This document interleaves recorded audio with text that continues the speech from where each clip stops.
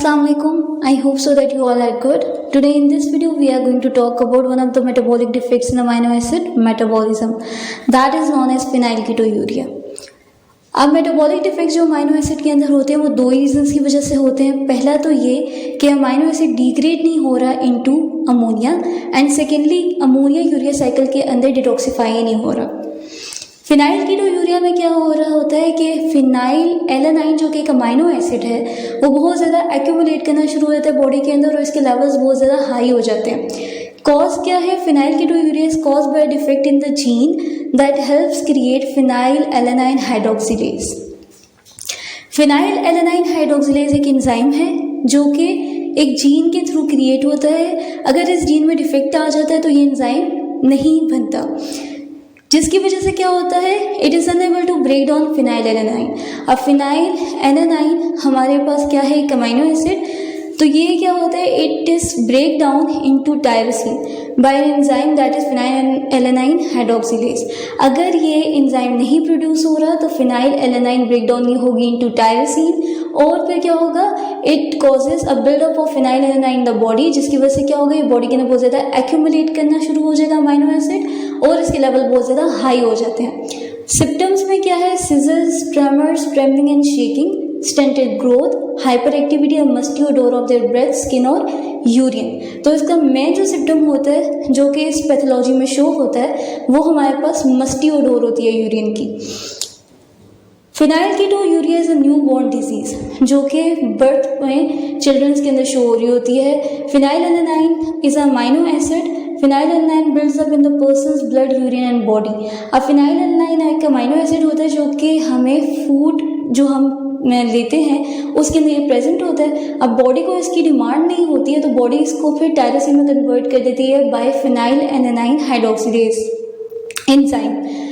अगर phenylalanine hydroxylase enzyme नहीं present होता, उसकी डेफिशिएंसी हो जाती है या वो क्रिएट ही नहीं हो पा रहा होता जीन के थ्रू, तो फिर फिनाइल एलानाइन या अमाइनो एसिड बॉडी के अंदर एक्यूमुलेट करना शुरू करता है तो बॉडी को इसकी नीड ही नहीं होती, तो इस वजह से फिनाइलकीटोन्यूरिया कॉज होता है। तो इसकी जो फिनाइल एलानाइन की एक्यूमुलेशन बॉडी के अंदर बहुत ज़्यादा होती है तो ये ब्लड में बहुत ज़्यादा प्रेजेंट होता है और यूरिन के अंदर, और यूरिन के अंदर हम इसको किसी कैसे आइडेंटिफाई करते हैं जब इसकी मस्टी ओडोर जो है वो प्रेजेंट होती है।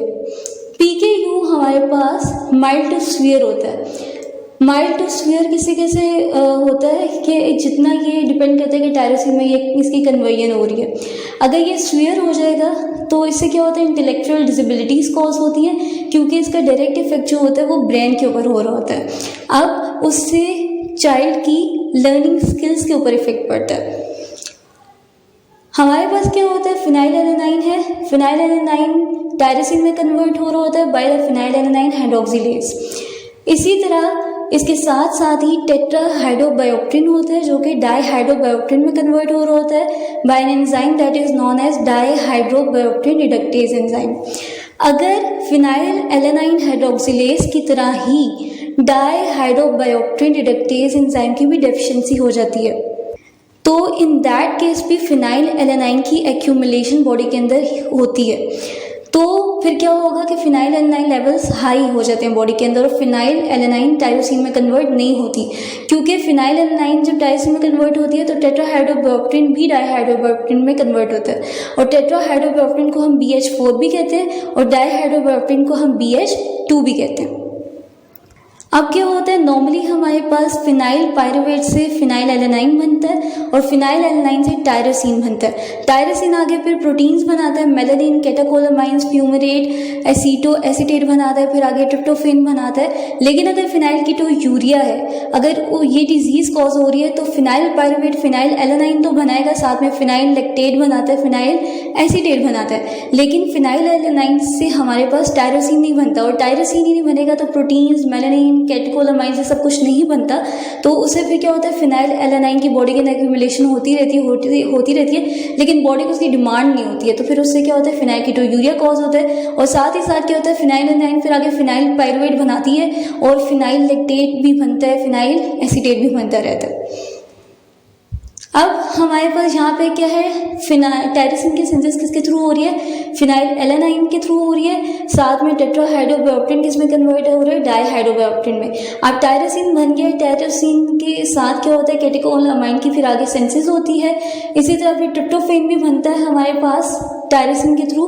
तो ट्रिप्टोफैन फिर आगे किसको सिंथेसाइज करता है, सेरोटोनिन को सिंथेसाइज करता है। अब यहाँ पे एक सिमिलर साथ रिएक्शन हो रहा है जिसमें क्या हो रहा है, इन सारों के अंदर टेट्राहाइड्रोबायोप्टेन जो है वो डाईहाइड्रोबायोप्टेन में कन्वर्ट हो रहा है। और साथ ही साथ क्या है, टेट्राहाइड्रोबायोप्टेन जब डाईहाइड्रोबायोप्टेन में कन्वर्ट हो रहा है तो ये रिवर्सिबल रिएक्शन होता है जिसमें हम डाईहाइड्रोबायोप्टेन को अगेन जो है टेट्राहाइड्रोबायोप्टेन में कन्वर्ट कर सकते हैं by using an high energy molecule that is known as GTP.